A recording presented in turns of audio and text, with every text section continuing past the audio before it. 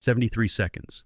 That was all the time from the moment Challenger left the launch pad to the moment it exploded. 73 seconds for the world to witness the final smiles of 7 courageous souls. Cape Canaveral, Florida, January 28, 1986. 7 astronauts seated in the cabin helmets reflecting the cold morning light, their eyes alight with anticipation. Krista McAuliffe, the teacher, a civilian, the face of hope for the nation. Michael Smith, the pilot, steady hands gliding over the controls. Dick Scobie, the commander, taking a deep breath, aware that everything would change in an instant. The countdown boomed, T10, 9, 8, each second stretching like eternity. Engines roared, the launch pad shook. Smoke and fire coiled upward, the sky suddenly wild and threatening. Cheers erupted, hearts leapt. Yet deep inside, a subtle premonition lingered, a shadow unseen. And then, 73 seconds later, fire consumed the shuttle. Metal tore through the sky. 7 lives vanished. Fate unknown. Challenger disappeared into history, leaving only the echoes of their final smiles. Leave a comment where you're watching from and the exact time you're listening. Share your heartbeat with this moment. Because after this story, you may wonder, does the sky remember more than we do? January 28, 1986. Cape Canaveral, Florida wakes to a brittle, almost sterile morning. The air is cold crisp, carrying the faint scent of ozone from the launch pad's pre-ignition checks. The shuttle Challenger stands poised, its white hull gleaming under the artificial lights and pale sun, a monument to human ambition and fragile trust. Ground crews move like clockwork, boots clanging against metal catwalks, radios crackle with updates. Engineers check every gauge, every switch, every cable. The O-rings, the boosters, the fuel pressures, everything scrutinized to perfection. Yet behind the sterile reports, subtle unease lingers. Private notes mention frost on the seals, questions of resilience under cold, fleeting doubts dismissed by schedules and protocol. Inside the shuttle cabin, the crew performs the same final routines they've rehearsed hundreds of times. Straps tightened, helmets adjusted. Each movement precise, almost ritualistic. Krista McAuliffe, the teacher, fidgets slightly, her fingers brushing against the checklist. She is a civilian among seasoned astronauts, yet carries the eyes of the nation with her. Michael Smith glances over instruments, eyes scanning the dials with quiet confidence. Dick Scobie, commander, exhales slowly, a ritual that anchors him. Around them, a subtle hum of electricity and pressure fills the cabin, the shuttle itself alive with energy. On the observation decks, families, journalists, and engineers watch through binoculars and cameras. Whispers ripple through the crowd. Some recount past failures, Mercury and Gemini missions that ended in smoke and fire. Others cling to Apollo triumphs, the moonwalks that proved human daring. And yet beneath the chatter, a shared tension hangs, an unspoken heartbeat. Everyone senses the fragility of this moment, a thin thread between triumph and catastrophe. NASA records are clinical. They note every check, every reading, every conversation. T-minus 15 minutes, systems nominal, all clear. Yet in private journals, engineers write of unease, a singular worry, a fleeting fear that the O-rings might fail under the unusually cold weather. They note it, but the words are cautious, almost hushed, as if voicing doubt openly might jinx the mission. It is the duality of human endeavor, rigorous planning, shadowed by the quiet persistence of uncertainty. Folklore threads through Cape Canaveral like a ghost. Locals speak of the gantries being haunted, shadows glimpsed moving along catwalks, figures in helmets appearing and vanishing. Some technicians tell tales of a watcher hovering near the shuttle before launch, gone before anyone could confirm. Dismissed by many as superstition, yet among the crew the whispers of unseen eyes provide a strange comfort, a ritual acknowledgement of forces beyond human control. Perhaps it is the collective imagination of those who confront the void, or perhaps, as stories insist, the launch pad itself remembers. The morning sky deepens, sun fracturing through clouds, light slicing across the metal structure. A pelican circles overhead, wings casting fleeting shadows on the pad. Engineers note the subtle vibrations through the metal micro-movements that seem almost sentient. Folklore calls it the breath of the sky, the prelude to destiny. For those on the ground and those inside the shuttle, these signs are peripheral, almost imperceptible. Yet in retrospect, they take on a haunting resonance. Inside the shuttle, camaraderie threads through small gestures, jokes, whispered glances exchanged. Judy Resnick adjusts her straps, humming softly a memory of home. Ellison Onizuka smiles at a colleague, reassurance passing silently between them. These moments, brief and fragile, humanize the machine. They are the heartbeat amid the instruments and flashing lights. Scobie's voice cuts through, calm yet resolute. We're ready. The words are precise, a tether to stability in the storm of anticipation. The shuttle's silhouette stands stark against the pale sky, every angle captured by cameras, every detail logged in mission transcripts. Yet the human experience, the mixture of hope, anxiety, and unspoken premonition, is invisible to the record. In folklore, these moments are never silent. The wind carries whispers, the shadows hold, watch the structures themselves remember. Engineers would later speak of a peculiar hush, a collective holding of breath before ignition, as if the world itself paused to witness.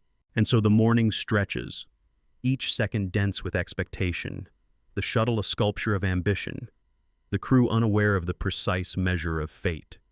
Yet history crouches nearby, watching, waiting, and the Atlantic coast holds its secrets, waiting for the moment when human brilliance and human frailty collide.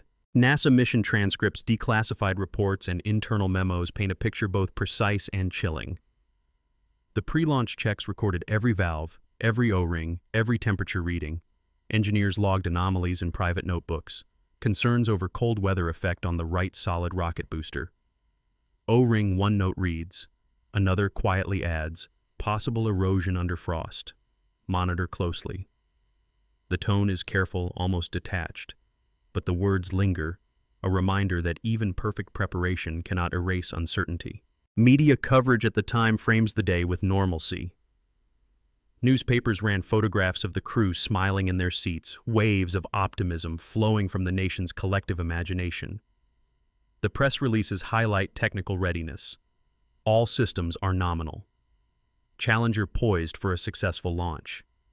Yet buried within the archives are interviews with engineers, voices trembling as they recall small alarms ignored or rationalized. We had doubts, one technician said years later, but the schedule, it outweighed the fear. A singular worry no one voiced aloud. Flight controllers' notes reveal the tension palpable on the launch pad. Telemetry readings streaming in, pressures within tolerance, temperature slightly below standard but deemed safe. Crew communications are routine. Scobie confirms system checks. McAuliffe reviews her lesson plan for the students watching live. Ellison Onizuka reports cabin status. Judy Resnick monitors auxiliary systems.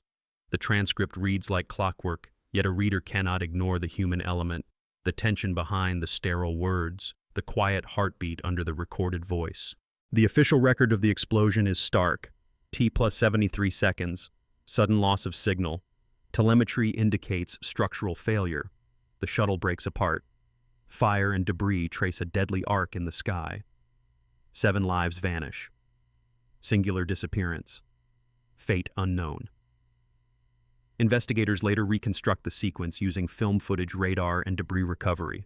The mechanical facts are clear, clinical, but they cannot capture the human horror, the final moments of smiles of hope extinguished in an instant. Eyewitness accounts from the ground add texture to the data. It was like watching a bright star split in two, one journalist wrote, then smoke, then silence. A collective gasp swept through the observation deck. Another recalled the moment as surreal, a vision of brilliance swallowed by flame. The contrast between expectation and catastrophe became part of the historical record, a narrative of human ambition colliding with unforeseen failure. Challenger's crew individually were exemplary. Their training logs show meticulous preparation, simulations covering every contingency, emergency procedures drilled repeatedly. Yet the reports also highlight minor anomalies, pressure readings fluctuating slightly in colder than expected fuel lines, a detail overlooked in the rush to maintain schedule. Singular minor yet catastrophic when combined with the failure of the O-ring seals. The minutiae documented in memos and technical diagrams became evidence of how fragility hides beneath precision. The post-disaster investigation, the Rogers Commission report, codified every mechanical, procedural, and managerial factor. Testimony from engineers, managers, and contractors revealed both competence and oversight. The cold weather, the flawed O-rings, the misjudged risk, all cataloged. The facts are undeniable. Yet even in the reports, phrases like failure of containment, rapid disintegration, and crew module impact with ocean carry the weight of unknown fate. Singular disappearance. Because the final moments of the astronauts, what they felt, what they saw, remain beyond reconstruction. Even contemporary news articles, now archived in microfilm and digital repositories, echo with eerie undertones. 7 dead in shuttle explosion reads one headline, stark and concise. Another frames it as a national tragedy, noting families and students watching live broadcasts. Photographs show the crew smiling, unaware of imminent catastrophe. The juxtaposition is haunting proof of how fate can twist ordinary moments into historic horror. The combination of technical evidence and media coverage creates a layered truth fact entwined with dread, a chilling duality that remains today. In private journals recovered and later published, several engineers record fleeting visions. Shadows on the pad, a shiver running through the structure before ignition whispers in the control room corridors. Rationalized at the time as nerves or coincidence, these accounts now read like folklore, a bridge between documented fact and human intuition, between engineering certainty and premonition, between the calculated risk and the singular disappearance of 7 lives. Even decades later, the Challenger disaster remains etched in technical manuals and historical archives. Training programs, revised materials tested to extremes, protocols rewritten. Yet the factual records, the numbers, the diagrams, the minutes of meetings cannot fully convey the human horror, the suspended moment of hope snatched away. Singular disappearance, fate unknown. It is a truth that is both precise and haunting, a reminder of fragility amid ambition. Inside the Challenger cabin, human fragility meets mechanical perfection. The astronauts are calm, yet beneath the professionalism lies a quiet tension. Krista McAuliffe adjusts her straps, fingers brushing over the checklist one final time, her heart pounding not with fear, but with the weight of responsibility. A teacher among astronauts, bearing the eyes of thousands of students watching live, believing in her safety and courage. Michael Smith, pilot, exhales slowly, hands steady on the controls, yet a fleeting glance at the instruments betrays a whisper of doubt. Ellison Onizuka offers a small, reassuring smile to his colleagues. Judy Resnick hums softly under her breath, a tune carried from her childhood. Dick Scobie's eyes close for a fraction of a second, a ritual pause anchoring himself in the familiarity of procedure. On the ground, witnesses recount surreal details. A retired engineer speaks of shadows moving along the catwalks in the minutes before ignition, figures appearing and disappearing, impossible and unexplained. Journalists recall a strange hush falling over the crowd, a collective intake of breath as the engines ignited, as if the world sensed the delicate balance between hope and catastrophe. Some describe the sky itself seeming darker, the sunlight fractured strangely through the morning clouds. Others noted a chill that ran through their spines, a sense that history was holding its own silent vigil. Folklore weaves subtly through these moments. Cape Canaveral's launch pad's locals whispered had long been sites of whispered warnings, shadows of rockets that had failed, echoes of machinery that shivered before disaster, tales of watchers in helmets, unseen presences flitting across observation decks. Engineers dismissed the stories at the time, yet those who worked closely with the shuttle spoke quietly of a sense that the place remembered, that the structures themselves held memory of lives entrusted to them. A technician years later would say, "We never talked about it, but sometimes you just felt eyes on you, and you knew." The crew's humanity contrasts with the cold precision of the shuttle. Laughter exchanged quietly, a wink, a nod, small rituals that tether them to life beyond the metal. McAuliffe traces her fingers across the lesson plan, imagining the students' faces. Smith mutters a technical observation. Scobie adjusts his harness. Each gesture normal, yet every motion takes on a weight heavier than usual. The cameras cannot capture the tremor of the heartbeat, the unspoken dialogue of nerves and courage. Ground personnel notice anomalies. Subtle tremors through the launch pad, micro vibrations that register on instruments but are nearly imperceptible to humans. Folklore called it the breath of the sky, a precursor to destiny. For the engineers and astronauts alike, it is a whisper in the background, easy to rationalize, impossible to ignore in hindsight. The world waits, collective gaze fixed on the shuttle. The countdown continues. T10, 9, 8. Anticipation stretched thin like a taut wire ready to snap. Accounts from the crowd describe fleeting ghostly impressions. A shimmer along the shuttle's surface, a distortion in the air. Some claim to see shapes flitting at the edges of their vision, rationalized as heat waves or reflections. Yet these impressions persisted, lingering in memory like shadows. Folklore insists that the sky keeps record of those who reach too high, that the earth whispers warnings through tremors, light, and shadow. The Challenger stands at the intersection of fact and premonition, of rigorous engineering and human vulnerability. Inside the shuttle, the crew shares subtle moments of humor. A brief exchange of words, a glance of reassurance. These gestures humanize them, but also intensify the poignancy. Knowing nothing of the singular disappearance awaiting them, they are alive with hope, unaware of the approaching unknown. The hum of life, the quiet ritual of training, the subtle movements of fingers and eyes, all contrast starkly with the imminent catastrophe. Observers on the ground record minor irregularities, slight frost on structural beams, cables creaking under tension, instruments flickering briefly. Each detail seems inconsequential in isolation, yet collectively they weave a tapestry of foreshadowing. In folklore, these are the whispers of history, the echoes of moments that will never repeat, the signs humans miss until it is too late. As the countdown reaches its final seconds, the shuttle vibrates with barely restrained power. Smoke curls like spectral fingers around the boosters. Cheers from the crowd blend with a collective anxiety, a tension that no data can quantify. Inside the crew, braces, fingers poised, hearts racing. Every human detail matters.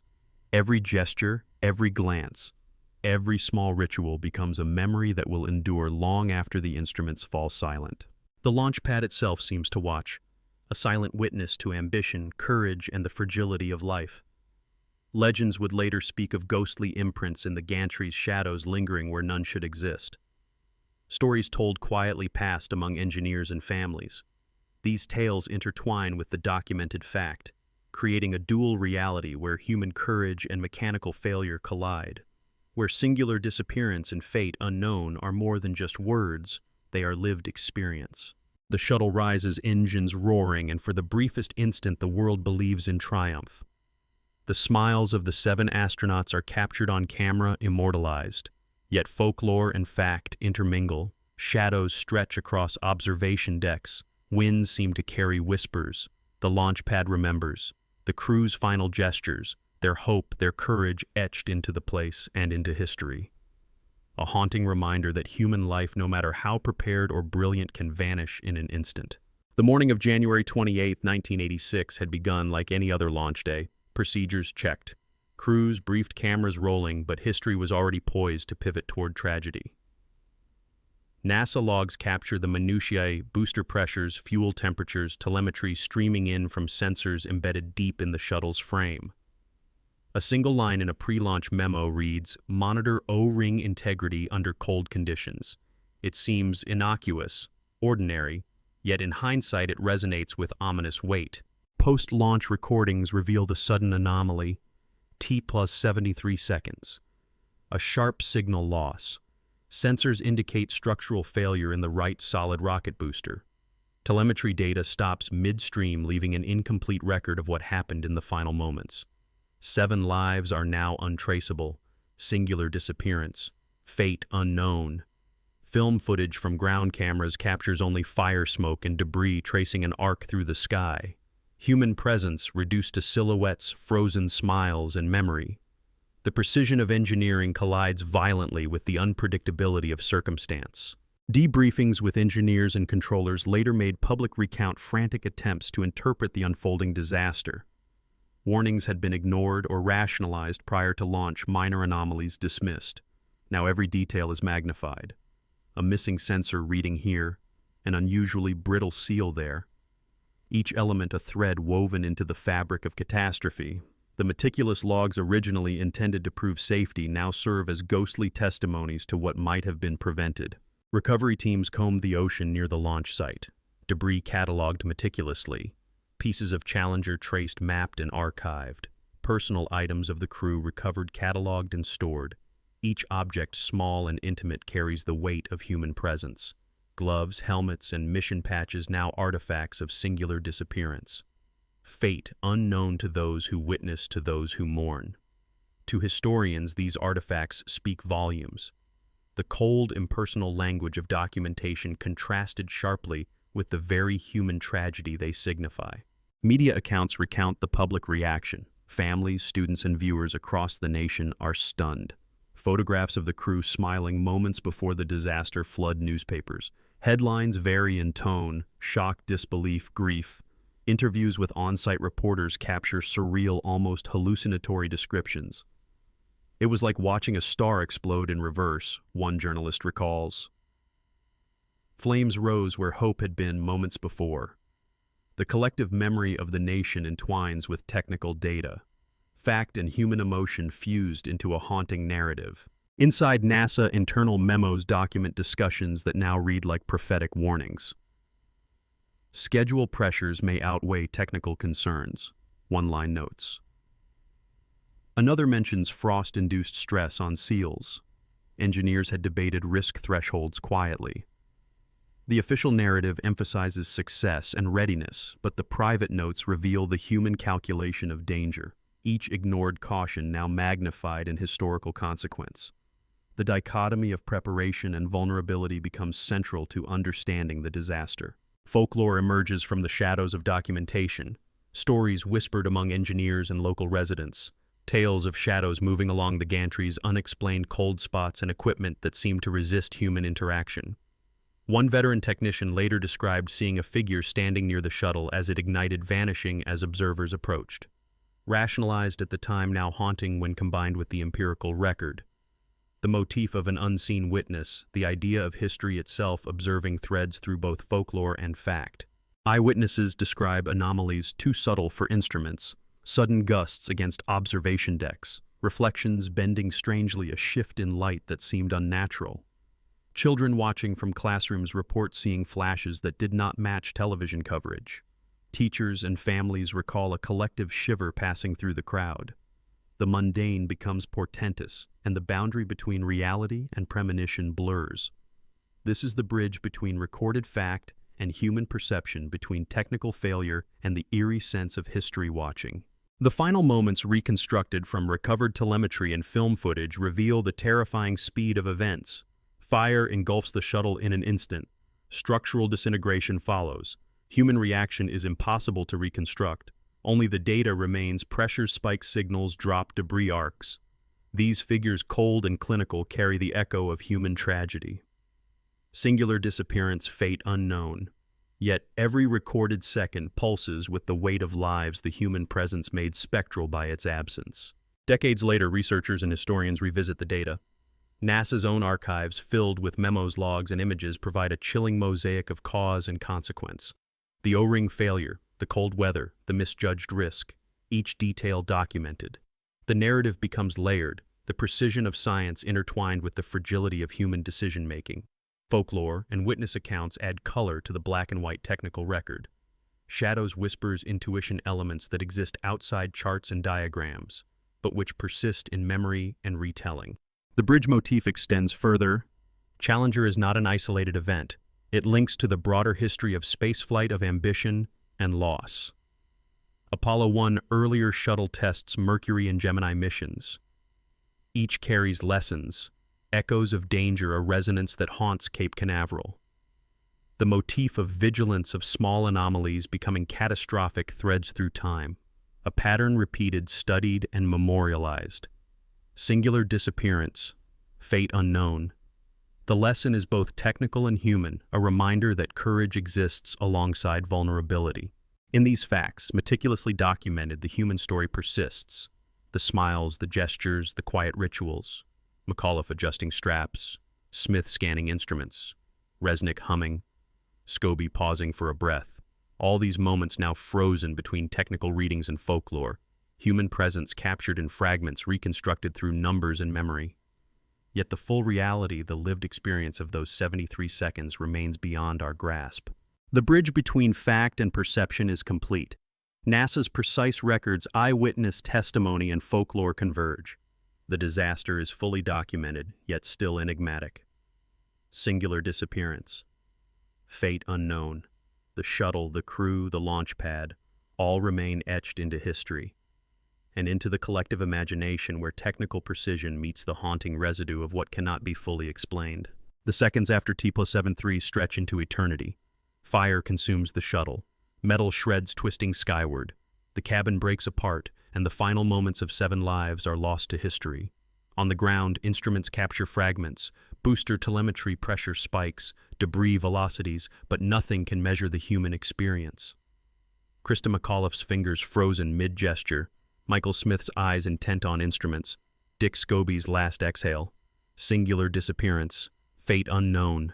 Recovery teams arrive hours later. Fragments scattered across the Atlantic and Cape Canaveral grounds. Pieces cataloged meticulously, yet some elements vanish from records either misfiled or never recovered. Gloves, helmets, mission patches, personal notes. Objects once integral to life, now silent evidence. Journal entries found among debris show mundane training details, but some lines are smudged, torn, obscured, deliberate or accidental. No one can say. These missing words, these lost fragments amplify the haunting. Witness accounts vary. Contradictory statements, mumbled observations. One engineer claims to have seen an unusual glint on the booster moments before ignition. Another swears the pad seemed to breathe a subtle vibration. No instruments recorded. Discrepancies abound in debriefings. Yet the truth persists in fragments and shadows. This tension between fact and perception becomes the pulse of the climax, the unknown bleeding into the known. Film footage is dissected frame by frame, slowed, magnified. Each frame shows fire smoke debris arcing through the sky. Small details, human gestures frozen forever. A hand raised a smile caught mid-moment, juxtaposed against the inferno consuming metal. History becomes both witness and judge. The cold precision of recorded data cannot capture the horror nor the courage nor the singular disappearance that haunts engineers, families, and viewers alike. Investigators uncover discrepancies in communications. Minutes lost, signals garbled, some recordings erased or overwritten. A log marked classified contains partially legible notes hinting at prior concern over O-ring integrity. The crew themselves left no words behind from these final moments. Only data debris and photographs. These absences become as chilling as the material evidence. Every missing fragment, every smudged node, every corrupted recording adds weight to the narrative of human fragility.